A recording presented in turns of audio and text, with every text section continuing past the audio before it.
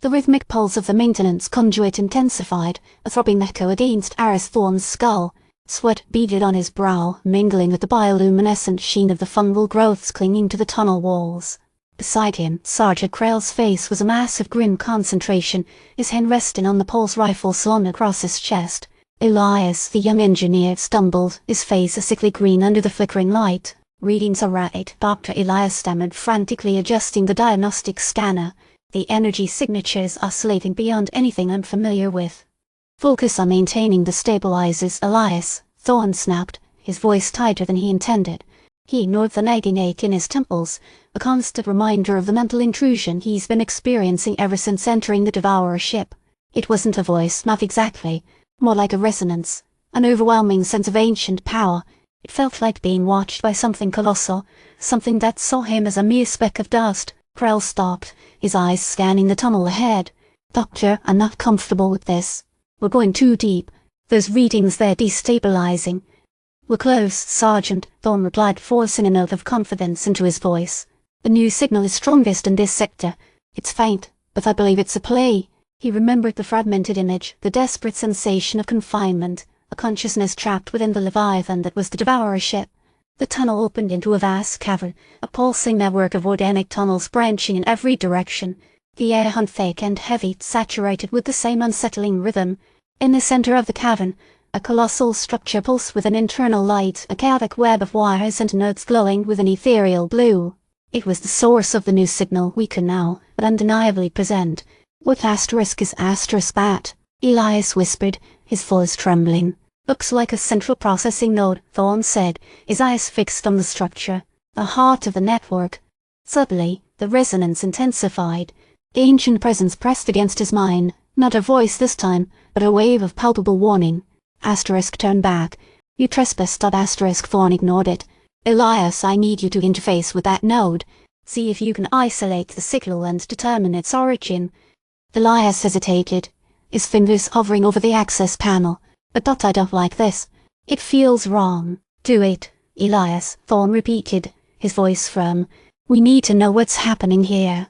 As Elias began the interface sequence, a section of the cavern wall shimmered and dissolved, revealing a new tunnel, darker and more intricate than the others.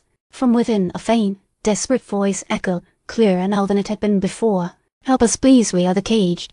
Thorne felt a jolt of emotion, a surge of empathy for the beings trapped within the Devourer ship. He had to help them. "Krell, secure the area," he ordered, turning to the newly revealed tunnel. "Elias, keep the node stabilized. I'm going to investigate." Ignoring Krell's protest, Thorne plunged into the darkness, the ancient presence closing in around him. Asterisk, foolish mortal. "You cannot comprehend the power you trifle with." Asterisk, the tunnel twisted and turned, descending deeper into the heart of the ship. The air grew colder, the rhythm more erratic. Thorne felt a growing sense of unease, as if he were being drawn into a trap. He rounded a corner and stopped dead. Before him lay a vast chamber, filled with rows upon rows of crystalline pods. Within each pod a humanoid figure floated suspended, their bodies pale and translucent. They were connected to the pods by a network of pulsating wires, their minds trapped within a digital prison. It was a horrifying sight. "My God," Thorne whispered, his voice choked with emotion. "They're enslaved."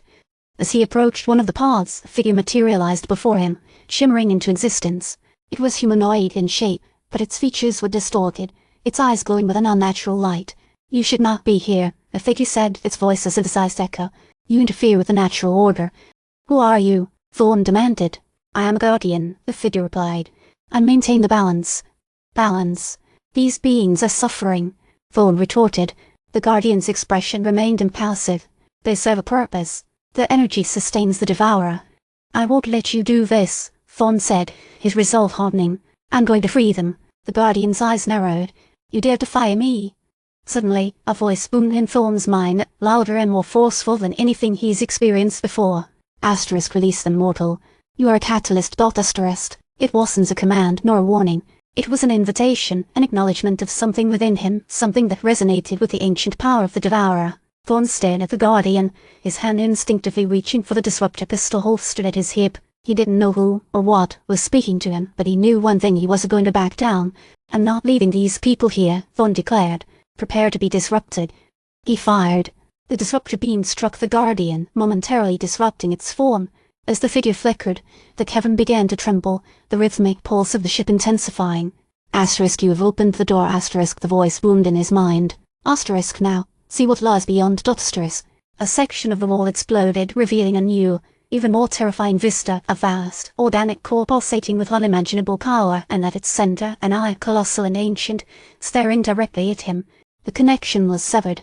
Thorne gasped, stumbling backward, overwhelmed by the sheer immensity of what he had unleashed. On the asterisk status asterisk, Captain Nebula paced anxiously. Report. Vance. What's Thorne doing down there? Still attempting to interface with the network, Captain Lieutenant Vance reported, her voice tight with worry. Readings erratic. We're detecting significant energy fluctuations. I don't like this one bit, Nebula muttered. He's pushing his luck. Suddenly, the ship lurched violently. Captain, we're taking fire, Vance exclaimed. The Devourer ship is attacking. Evasive maneuvers. All hands to battle stations. Nebula roared. Get me a direct line to Thorne. Now.